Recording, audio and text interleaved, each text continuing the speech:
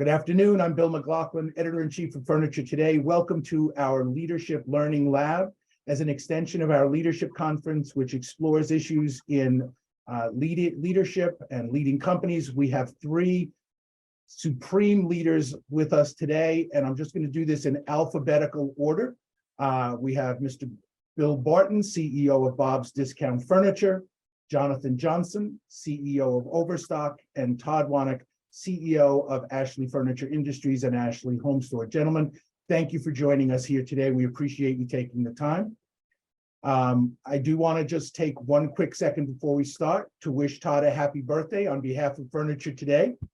So that's now out there. Todd, you'll be getting a lot of happy birthday wishes after this. So, but anyway, why don't we jump right in and talk to today? We were talking about leadership in a disrupted environment. And right before we went on, we kind of, I think, all agreed that it's been a disrupted environment for several years.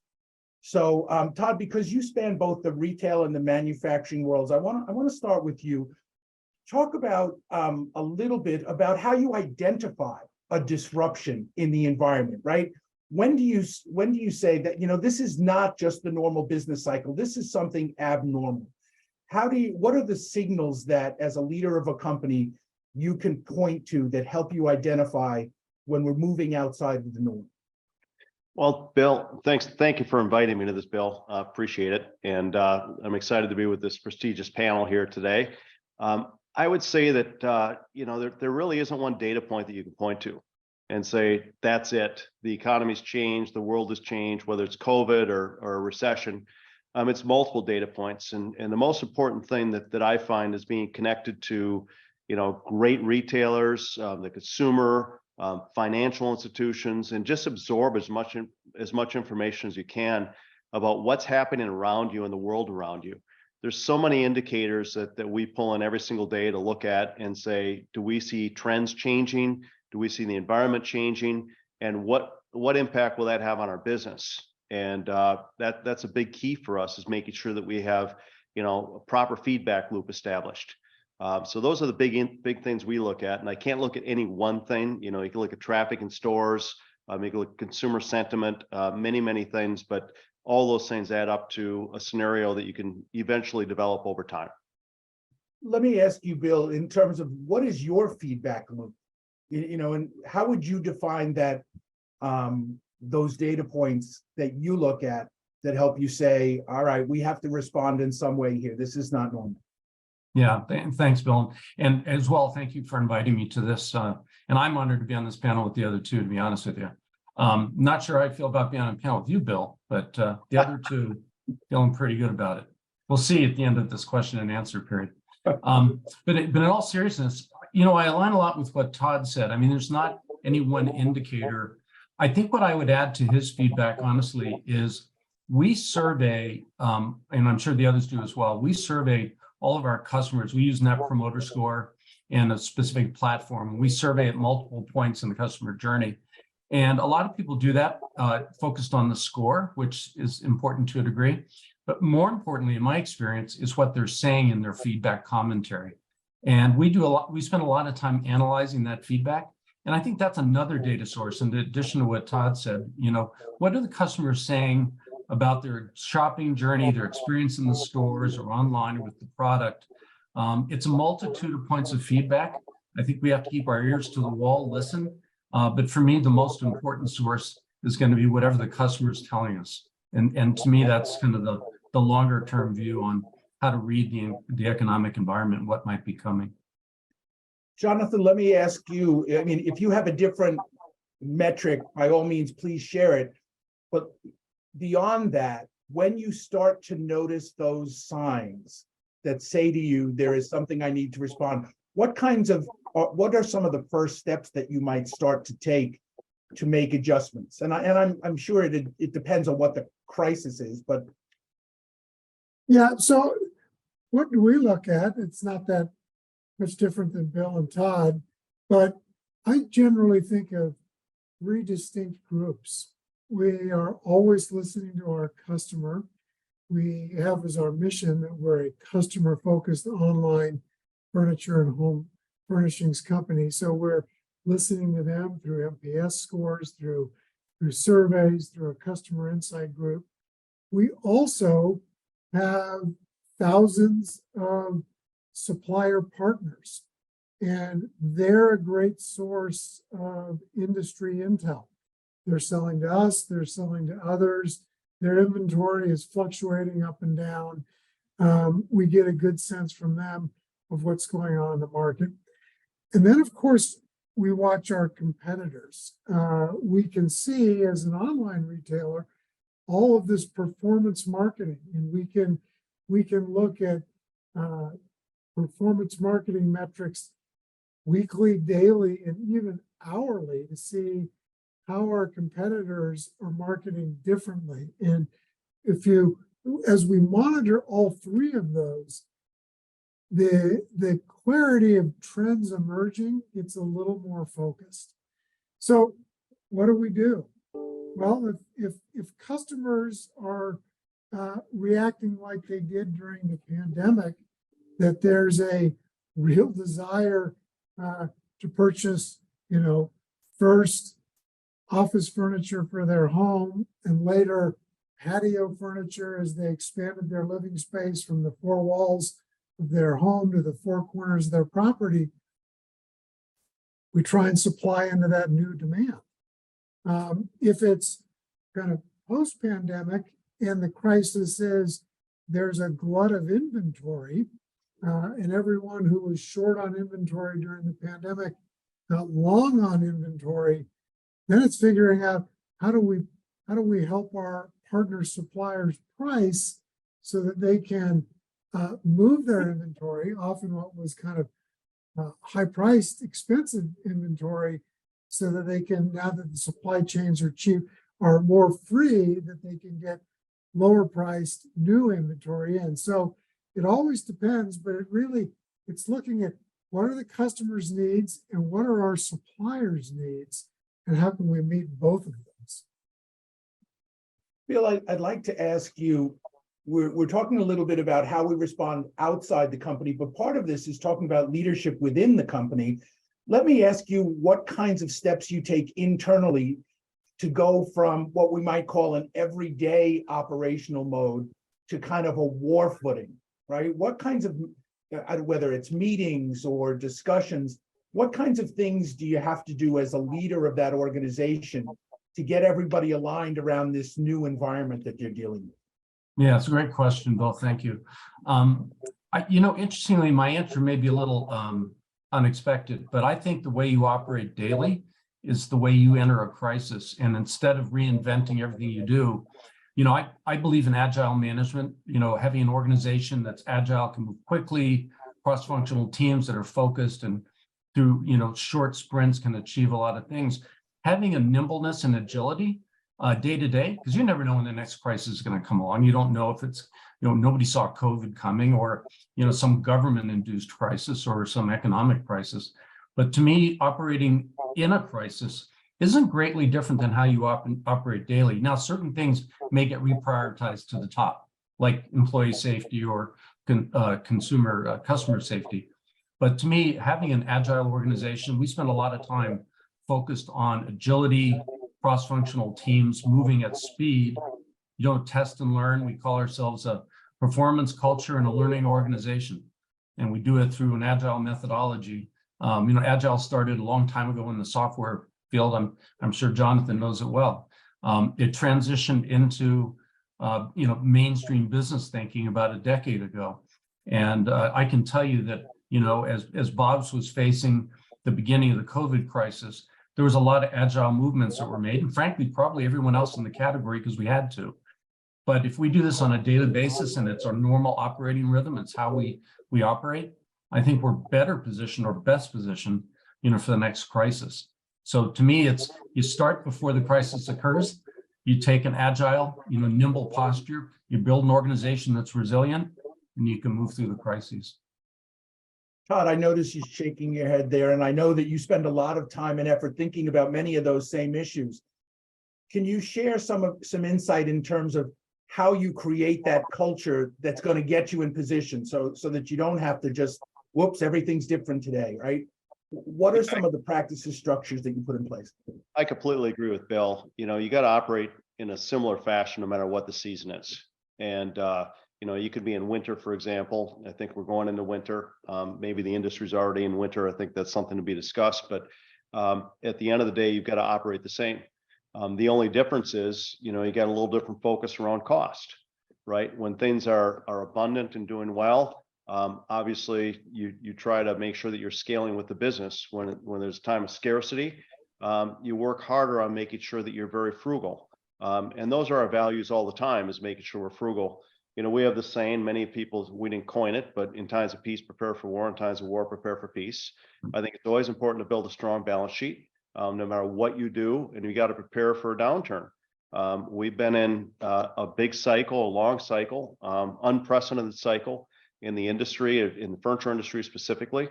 And, you know, we're now probably going to enter fall. But I have this philosophy, which is you never get married to your assets. You always identify, you know, where there's weakness in an organization, and you've got to be willing to shed things. And we do that in good times and bad times, and we make sure that we run a healthy business with a strong balance sheet. We're fortunate we own almost all of our assets, you know, and that puts us in a very strong position, and we operate with very little debt. So those are some of the values that we have. And I would say continuous improvement for us is an everyday thing. It never ends. And, you know, that's the psychology and the training that we want within our leaders. And we educate everybody in our organization around continuous improvement. Jonathan, you want to expand on that? Because I noticed that the point about not being wed to your assets seemed to resonate particularly strongly with you there. Was there something that you want that you feel? Well, first, I think not being wed to your assets is a key for any retail. You know, unless you're selling wine and cheese, most assets don't age very well. And you don't want to lock or stock seasonal inventory to the next season, because then you're competing against new stuff. One thing I would say, and I agree with both Bill and Todd, you got to keep running your business the way you always run it. But I do think you have to be a little bit more communicative to your employees. And I thought during the pandemic, in addition to being the chief executive officer at Overstock, there were times where I felt like I was the chief pastor. You know, there was a lot more communication as we all went to working from home. I was writing weekly, at least, company emails. And, you know, sometimes it was, you know, here are ways to work from home. Sometimes it was, here's what I'm thinking about. But it was, I think there was just much more communication and a more humanness that was required from the CEO chair than I think was during non-crisis times. How do you prepare for crisis times? You know, as Todd said, you prepare for war in times of peace. And I think you do that by being very purposeful and intentional around what your culture is. And, you know, Overstock has this little booklet we have that's entitled We Are Overstock. Talks about our vision, our mission, leadership principles, our values. And we talk about this booklet and this culture in every meeting we have. Because if you get the culture right, then when the crisis comes, you know where your moorings are, and you don't get blown one way or another because you're tied to who you are. And I think that's really important. Great point. Yeah, You alluded absolutely. to culture earlier, and it's about, to some extent, I think you want to talk a little bit about building team and creating that culture and communicating that out. What are some of the things that Bob's does in that regard? Yeah, listen, I think that, you know, I've had the great honor of leading growth companies in 3 different industries. And one of the things I've learned across all those that's consistent is that the people and the team matter most. And alignment to a North Star, you know, Jonathan held up his purpose booklet. I love the fact that he talks about it in every meeting. I think that's super. Having an aligned team that believes deeply in what we do and why we do it is critically important, because that keeps you anchored in good times and bad, right? So, you know, if we're aligned on a North Star that says what we do is all about helping people, we say we help people turn the place they live into the home they love through value without compromise, good times or bad. And if people believe deeply, as our team does, that what we do matters in the lives of others, it's such an empowering thing. And I was so excited when I got to Bob's to see that there was already that culture of alignment around those values. And as leaders, you know, and I agree completely, we have the biggest megaphone, right? We're the ones that have to be out there championing and making sure people know that even the very top of the organization is fully aligned with that North Star. To me, the culture is wrapped around that shared sense of values and purpose. You know, I'm out in the field constantly visiting stores, and when I talk to some of our associates and they tell me stories about how we helped some customer and what it meant to them, not just that we sold them a piece of furniture, but what it meant to them, and they capture that in their heart. That's what gives me confidence that we're going to have enduring value and we will endure as an enterprise through good times and bad. Todd, I know you had something that you wanted to add in there, and I know you spend an enormous amount of time building the culture at Ashley, and that's something that is from the very top of the organization right down to the entry level person. There's no level that does not get touched by that effort. Can you talk a little bit about some of those things and why they're important? Yeah, I think that both Bob and Jonathan have talked a lot about that. You know, you've got to communicate at all levels of the organization, and you've got to cascade that communication as effectively as you can. You know, and just get out there. We do weekly fives every week to communicate with our employees, all employees. I do a gratitude Sunday email. You know, we do a lot of communication. And I also agree that one of the things that happens in a downturn is people become fearful. You know, the media preys on fear, let's be honest, and you know, negativity. And you know, you got to be out there as a leader saying, here's where we're going, here's what we're doing, and eliminate the fear so people don't become crippled. But on culture and values, we do the same thing. You know, our values are everywhere. Our culture, our vision and mission is everywhere. And the most important thing I'll tell you about leadership is they've got to be in the trenches. And if leadership's hiding in an office and they're not in the stores, in the factories, in the supply chain, out there with the people, and they don't see leadership being present, and I talk a lot about presence with our leaders, you can never change a culture because people need to be led, and they need to be led by example. And that's a big piece of what we do. You know, we're in the same thing, or we take the same position that Bill talked about, which was you've got to be in the stores, you've got to be there, you got to be communicating. If you're fearful, everybody else is going to be fearful. And if you're not communicating, nobody else is going to communicate. So it's really important that you get in front of it and you create the culture of, you know, I believe in intensity and purpose and just being very, very strategic in how we approach these things. And I'm very proud of our team and how they do it. Todd said something really important that I just want to comment on. And it goes back to this first question, how do you know if you're heading into a crisis? If you want to know how your business is doing, right? For me, I talk to the people in our warehouses. For me, I talk to our customer service agents.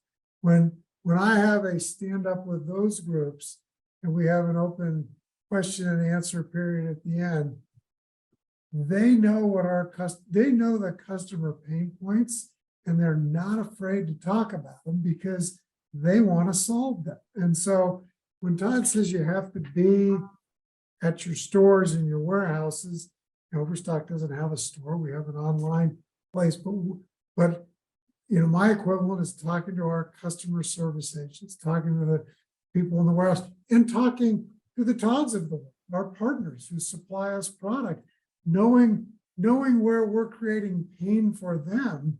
Because I really view two customers of our business: customer who buys and uses our furniture as we make dream homes come true for them, and the customer who really is our partner that sells us the product that we then can get to our end user customer. So we've talked about dealing with crises. Let's get into one. In the short period of time since I first reached out to the three of you, we've actually seen, and it's coincidental, but somewhat helpful.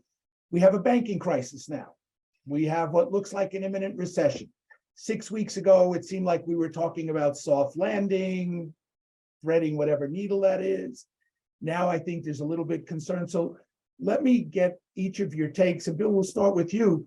As you Sure. look at the potential for a recessionary environment, what are the things that you're looking at? What are the things that you concern you, and how might you see yourself responding to those?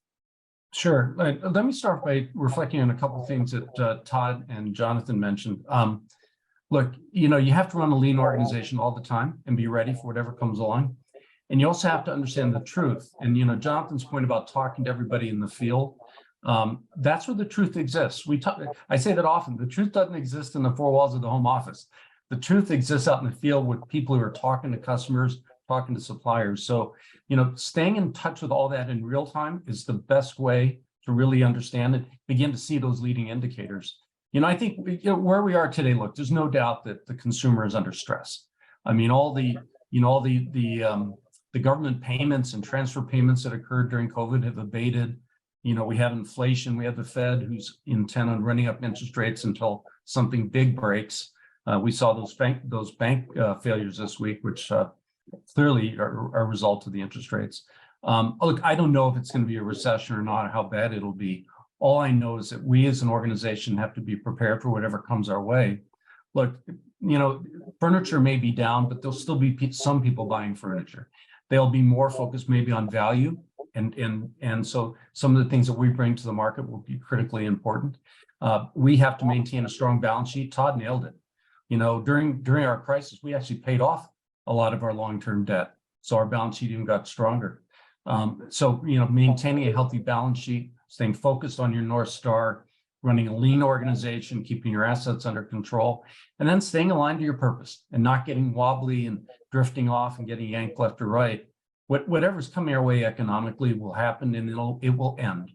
And I'm sure that we'll be there at the end to look back and say that we survived and served our customers well. Todd, what's your thought on the current economic environment? And I'll just leave it very general. Go for it. Well, I think the industry has been a little bit of a downturn here, not just today, but it's been trending down here for several months. I think we would all agree with that. It's dog eat dog out there right now. So do I think that the bank failures are going to cause a crisis? I don't think they're going to cause a crisis. I think we're going to have a recession. I don't think there's any question about it. We've had a long period of time without a recession. And I agree with what Bill just said. You've got to stick to your fundamentals. I'm not scared of it. Actually, sometimes I get excited about it, I'll be honest, because this is when strong companies get stronger. And the opportunities are probably the biggest that we've ever seen going forward. If I was a company that had 95% market share, I'd be scared of a downturn. None of us on the phone here can talk about having 95% downturn. Unfortunately, I think we'd all like it, but it's not currently a reality. So I don't see a downturn as a problem. We're in a large industry, a lot of opportunity. As Bill said, people are going to still be out there buying furniture no matter what the economy is. It's our job to do the best job taking care of them and make sure we provide quality products at a great price and ultimate service. And we delight our customers at every single touch point. Companies that do that will survive no matter what season we're in. Fully agree. Jonathan, are you in market share mode? Well, we're in two modes. We want sustainable, profitable market share growth. And most of the time, taking market share and making a profit are not mutually exclusive. But I think when we go into hard times, it's really important to make sure the balance sheet stays strong, as both Bill and Todd have said. I do think it's a chance to take market share. And I think we can see some of our competitors have been flailing and even, on the brink of bankruptcy. And by the way, I think we're in for tougher economic times going forward. I think inflation and I think interest rates are going to continue to rise. And that's always hard for the furniture industry. Because when people aren't buying homes, they're not buying as much furniture. I do think this. I think companies that provide smart value will do well in a recession. And Overstock in the Great Recession of 2008 to 2010 did quite well, took market share, became more profitable. It was a time for us to grow. And so we focus on how to provide what we call smart value, the best deal for the money that the customer is willing to spend, not cheap product, but the best quality product for the amount they're willing to spend. That's what we want to give. And I think that becomes all the more important in tough economic times like we're in, and I think we'll continue to be in for a while. You know, Bill, I have a statement I use there, an analogy I use with our team all the time. You know, it's like a race car going around a track. When you hit a corner, sometimes you have to slow down, but when you hit a straight stretch, you speed up. And right now, you have brakes in a car, so you can slow down for the corners. Every single time we've gone through a recession, we come out of the recession stronger and in massive growth mode because we paid attention to the fundamentals. And I think that's what we're all saying. You can get stronger during a downturn and actually position your company for growth as you come out of the downturn. And I think that's the focus every organization should have. Fully agree. +1. Yeah. So let's look at the flip side. Well-run companies do exactly what you said. What are the pitfalls that you want to avoid when you look at that? So let's use the car analogy, right? If you look down too close to the road in front of you, you're going to miss the big thing way out in front, right? It's going to get on top of you. So let me stay with you, Todd, for a second, since you raised the point. What are the things that you say, okay, we have to stay focused here and we don't want to let that, and we don't want to let that get in the way? What are the things that you would advise others to not be distracted by? Because it's very easy in a difficult time to get distracted by a dozen outside pressures, right? Well, I don't think you can be distracted by the news cycle. I don't think you can be Hey distracted now. by, yeah, I know, exactly. But I think you've just got to make sure that your communication is really effective and strong. And I just think you have to take the outside noise away and, you know, just get everybody super focused on what you want to achieve as a company. I think Jonathan talked about it early. Communication is going to be super essential, and making sure that you're in front of your customers and your employees and just really eliminating the fear. Jonathan, what do you try to kind of drown out or tune out to keep the focus? Well, I think the tune in is you have to be extra careful in listening to what your customers are saying and what they want. You know, today we feel like customers still have money to spend, but they're husbanding their cash. When there's a great deal, they'll strike, they'll buy. And so it's become a more promotional period. Call to action has to be more meaningful. That's listening to the customers. And so I think in times of, you know, difficulty, Bill said North Star, others have said anchor or mooring. The customer is the people we need to listen to. What do they want? And what do they need? And how do we get that? Great point. Bill, I'd like to ask you, because what's becoming apparent is that there's kind of a needle to thread here, right? When we saw the supply chain crisis, prices went like this, and there seemed like there was almost everybody who was at that promotional was having difficulty being profitable at that level. So we saw prices do this. Now there's a lot of pressure on prices to come back down. And all three of you have talked about how important it is to be a good steward of your balance sheet. How do you walk that line between giving the customer what they need in terms of value while still maintaining that profitability? And Jonathan used the term, right? Profitable growth. How do you, as a leader, what do you look at to try to figure out how you want to thread that needle, where you want to make that balance? Yeah, that's a great question. You know, I had to smile a little bit when Todd said he smiles thinking about going into difficult times, because I do think, you know, what's that old saying, that what doesn't kill you makes you stronger? I do think we become better leaders, better managers, and better teams by having to navigate or thread those needles in tough times. You know, I think in really good times, Bill, it's easy as a leader to say yes to everything. And leaner times require us to maybe say no a few more times and focus more. And to your point about threading the needle on price, Bob's reputation is bringing out great value, extraordinary prices. And when everything inflated, that put a challenge to it, right? And we had to go through more rounds of price increases than I think the company had ever seen in its 33-year history. But it was interesting is that our merchants teamed up with our supply chain and said, look, we have to still be able to bring great value at those entry price points. And so they had to go source new opportunities and bring in new products. So we didn't just say, well, we're going to give up because our historical product lines have now inflated beyond those price targets.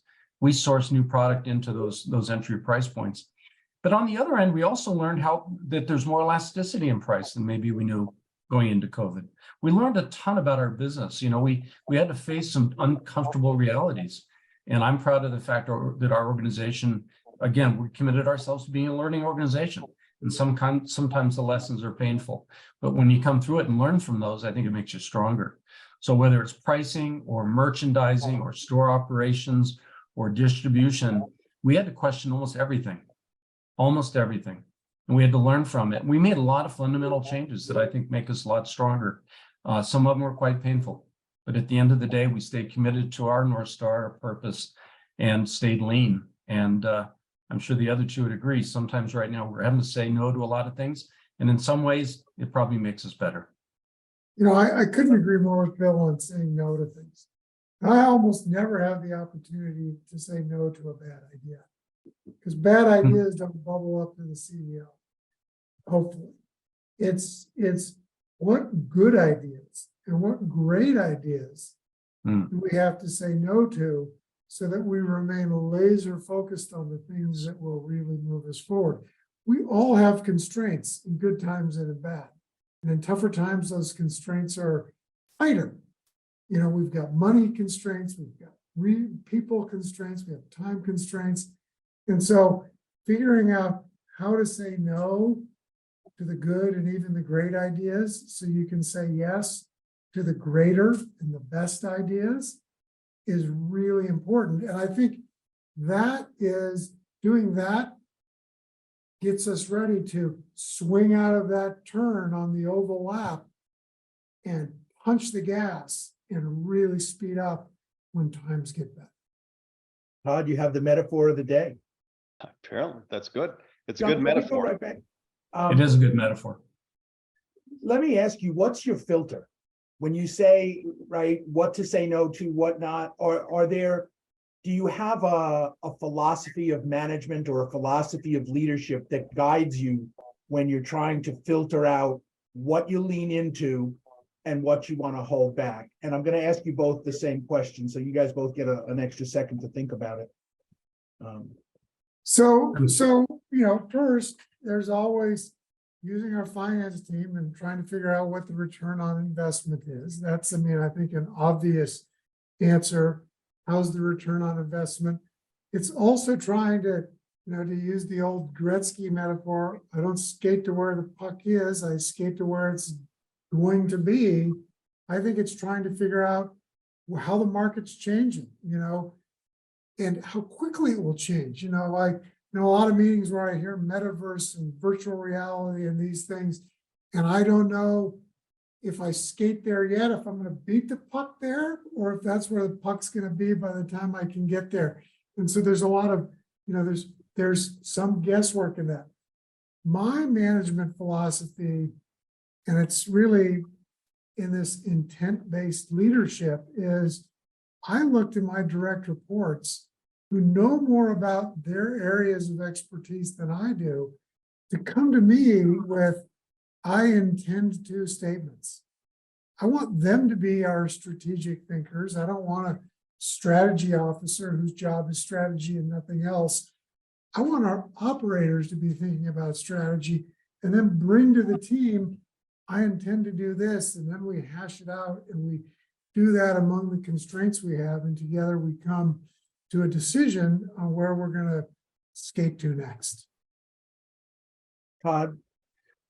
Yeah, I think Jonathan nailed it. You've always got to have an ROI if you're going to invest in everything, in anything. But we do things that are capacity based.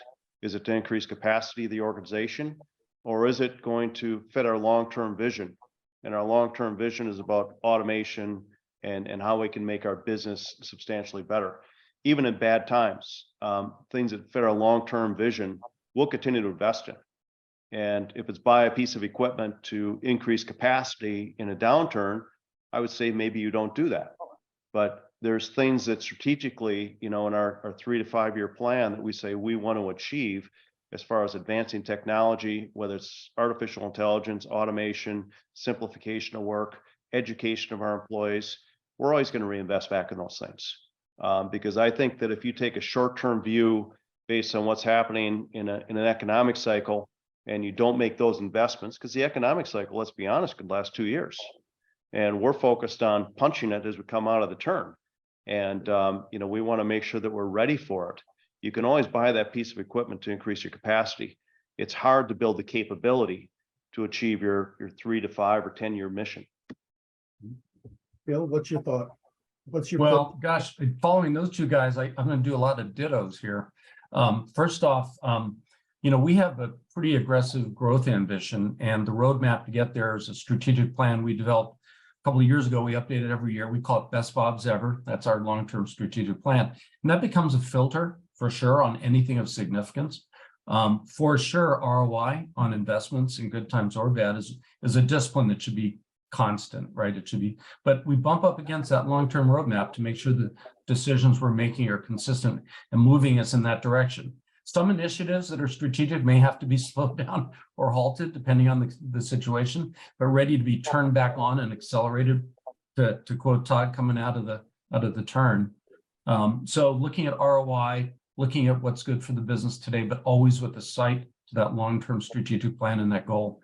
And so we use both, we bump up against both, and generally that takes us down the right decision path. Great point. This is like the day of metaphors, right? So we talked about skating to the puck, or where the puck is going to be. And Jonathan, you referenced the metaverse.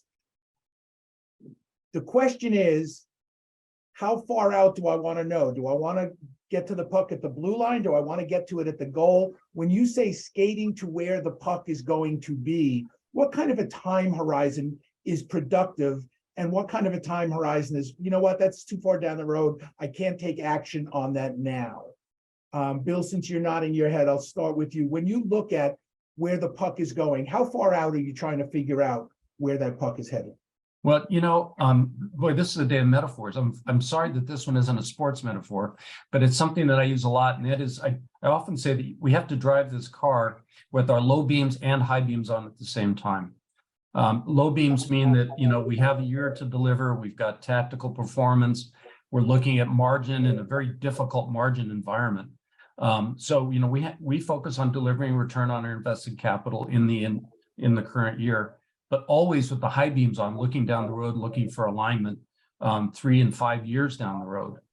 So we drive with both high beams and low beams on, and I think you have to. If you abandon one or the other, you can kind of, boy, I'm going to really torture this metaphor. You can make a wrong turn somewhere along the way. So I like having both of those paradigms running simultaneously. At any one moment, something might push you a little bit, but again, low beams and high beams on concurrently, and generally that gives me comfort. Wouldn't it be nice if we could just live in Todd's metaphor, because you're only making left turns on the racetrack? I love the way you connected that. Well done. I agree with what he's saying. What Bill just said. You've got to be planting those seeds. There's some fundamental shifts going on in the economy right now and in business. ChatGPT and AI and what that's going to do to business. My gosh, if you take a pause on that for 2 years, let's say the economy closed, the economy's tough and we're in a recession, I think that's a massive mistake.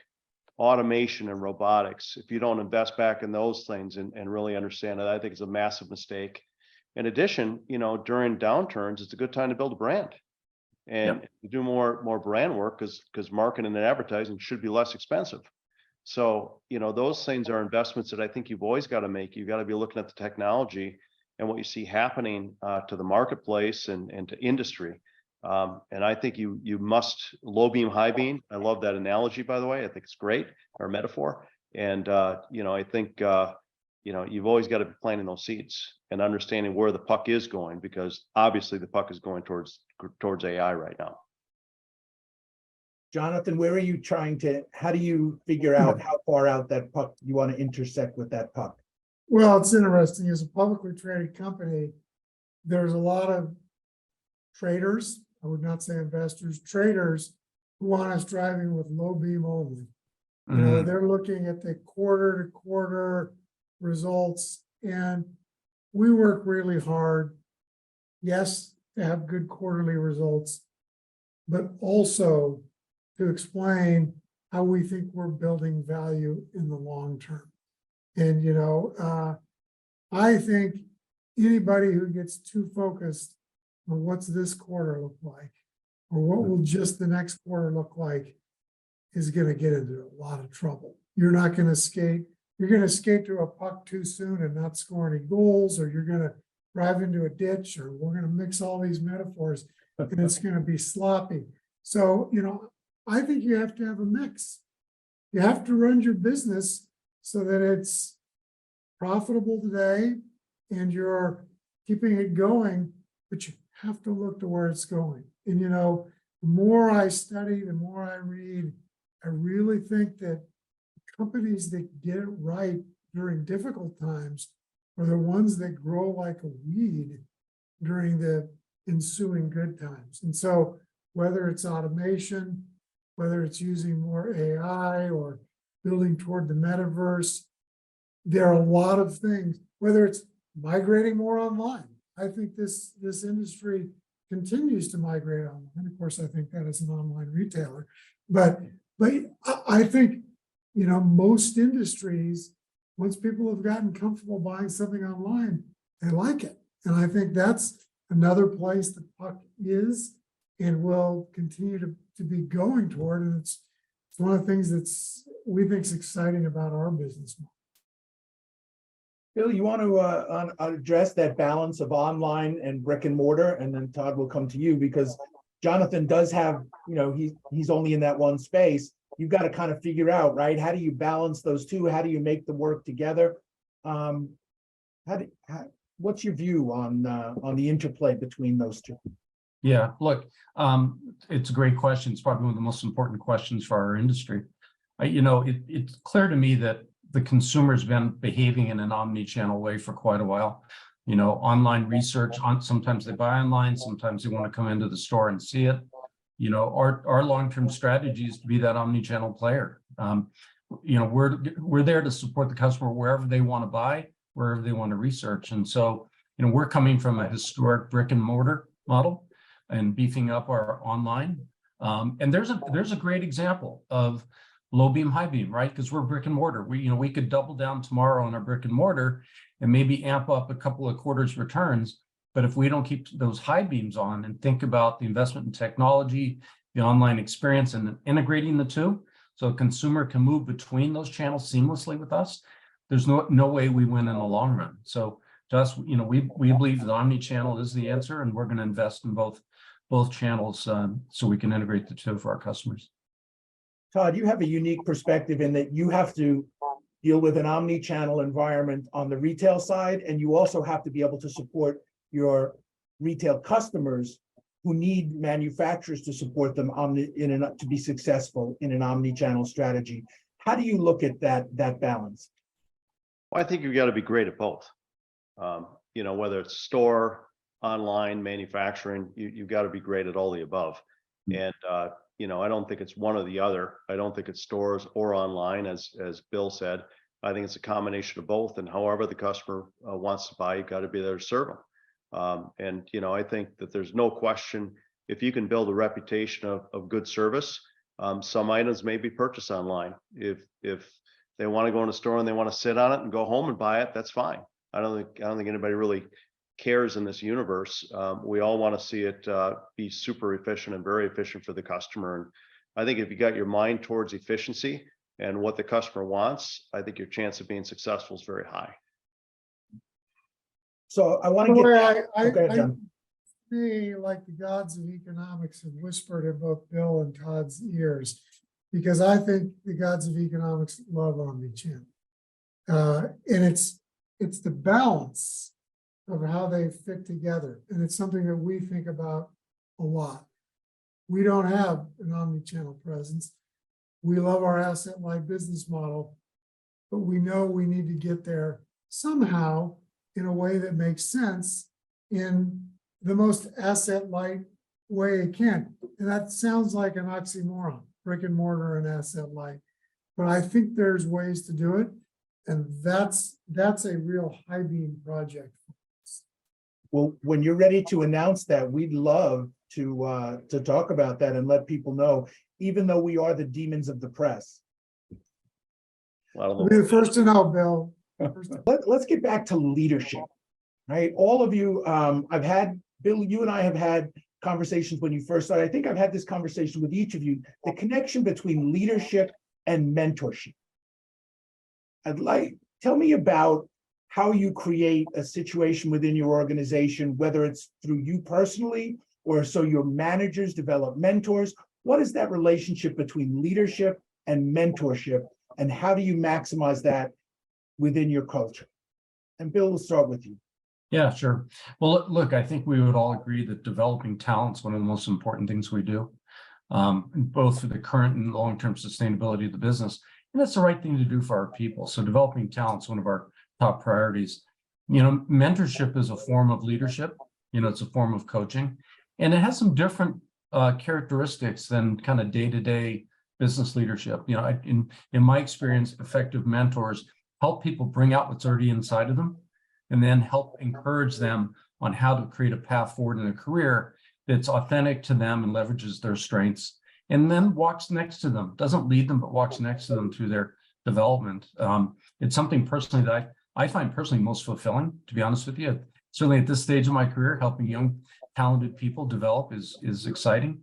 And we promote that through the organization. And we have certain affinity groups and certain leadership groups that focus on mentorship. So it's a big topic that I would just say, for us, it aligns with our long-term values and it aligns with what we need for the business. Jonathan?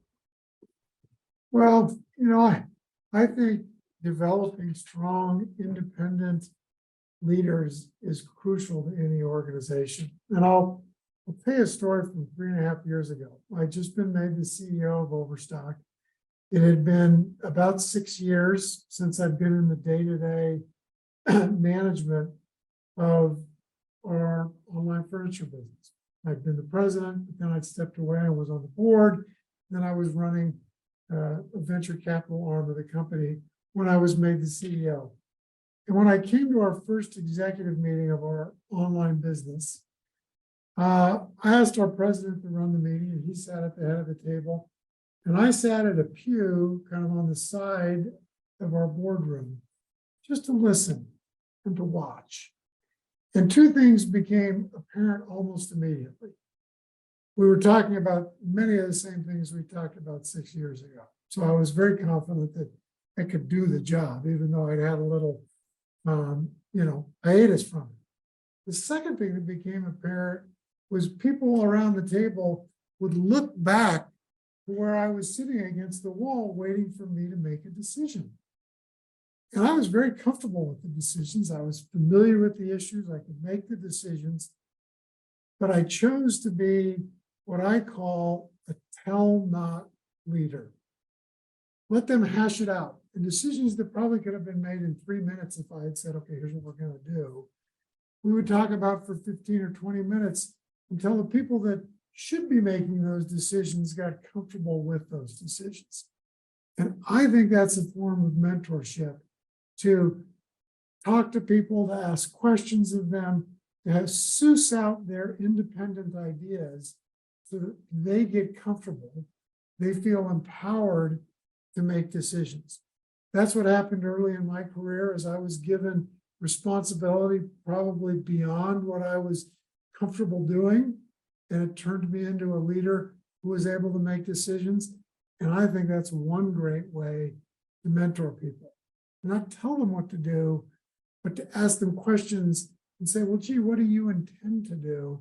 And then hear what they say, and then endorse that so there's shared ownership of the decision. I think that sometimes is one of the most difficult things for young managers or new managers. They were particularly comfortable, particularly effective in that previous role. They've now moved beyond that. And there's still that element of I can do it better, or I know it better than my new subordinates. And so there's a tendency to step in and you basically kind of cut their initiative, right? Todd, what's your view on mentorship? I know this is almost an institutionalized process for you at Ashley. Well, it's really doing versus guiding. You know, the leaders do, mentors guide. And, you know, that's very much what Jonathan talked about, is the fact that, you know, you got to be there to support them, but you can't make every decision. You know, look, you know, we all came from within organizations. You know, we call them warriors. I was a warrior a big part of my life, and that's just doing and going out there and fighting the battle and, you know, doing your best to save the day, so to speak. As you get older, you know, you become more of a sage, and that's a person that's guiding and helping. And you got to make sure you could do that transition. I'm certainly not perfect at it. I'm sure nobody on the phone is perfect at it, but you know, you have to do that, make that transition, or the people below you just don't get developed. And you know, you got to spend a lot of time and energy making sure that you pick your moments and you get involved to make sure no big mistakes are going to be made. Small mistakes can be made, but you certainly don't really want to have big mistakes be made. And you know, that's where a mentor's really essential, is to help people think through their problems, think through the opportunities, make sure their focus is right, and then let them go out and do the work. Okay. And I think what's so exciting is when they make decisions that are better than the decision that I would have made. And Oh, that great point. happens. The small mistakes, those are fine. But the small improvements and the big improvements, that's when you know it's sinking in and you're being a leader, not a manager. I view managers as very hierarchical, do what I say. I view leaders as empowering, and partnering to bring out fresh thoughts and new ideas. Great point. And I heard all three of you unanimous on allowing subordinates to make mistakes. Absolutely. Part of mentorship. Empowering them and then allowing them to make some failures. Again, not betting the farm failures, as Todd said. But you know, I don't really have much a greater sense of pride than to see, you know, a young person or a mid-career person stepping up, taking ownership, making the decision, and then seeing the fruits of that labor. That's pretty fulfilling. Okay, I want to go around. We're kind of coming to the end of our time here. If you had one piece of advice for a young person who's starting to work their way up in the industry, you are now their mentor. So you are looking at your mentee. Jonathan, we'll start with you. What would you tell your mentee as he or she is sitting here listening to you today? Well, Bill, I'm going to disobey your guideline. I'm going to give you two pieces of advice. Perfect. One is be a constant learner. You know, when I think about where I was in school, when I was in college, e-commerce wasn't a thing. When I think about where I was 15 years ago as the president of Overstock, blockchain wasn't a thing. And I ultimately ran up running that company. Be a constant learner, because what you do today is not what you're going to do tomorrow and down the road. The second thing is, you want to be successful, make your boss's life easier. You do that by being a problem solver. If you're a problem bringer, that's kind of helpful. If you're a problem bringer and a problem solver, that's really helpful. So those are my two pieces of advice to any mentee as their. I'm going to play that for everyone on my staff. Todd, how about you? One or two pieces of advice. It's hard to stop. It's hard to top that one. I agree with them completely on being curious, asking tough questions, learning and seeking to understand things is incredibly important for anybody. The other thing is take ownership, own whatever happens in your area, and ownership throughout the business. And the third thing I'd say is take advantage of every opportunity that comes your way. Raise your hand. Say, I'm ready. Put me in, coach. Those become things that I think are essential and critical for anybody in any career, even at my age. You know, I'm always curious. I'm asking a lot of questions. I'm looking for opportunities and saying, let's go. And I think if you have that mentality, as a young person or an older statesperson in the industry, you certainly have tremendous opportunities ahead of you. Great. Bill, the last word today is yours. Well, listen, all I'm going to do is endorse the prior two, because they took the words right out of my mouth. You know, I said earlier that I believe in running a learning organization and committing to a performance culture. So lifetime learning for sure. And to me, a performance culture goes to owning it, as Todd said. You know, set goals, hit goals, learn from your goals, but own the results. If you're a lifelong learner and you take ownership of what you do, you could have a pretty successful career. Great. And top that. Thank you all for sharing your wisdom and your expertise. Very much appreciated. And thank you all for joining us.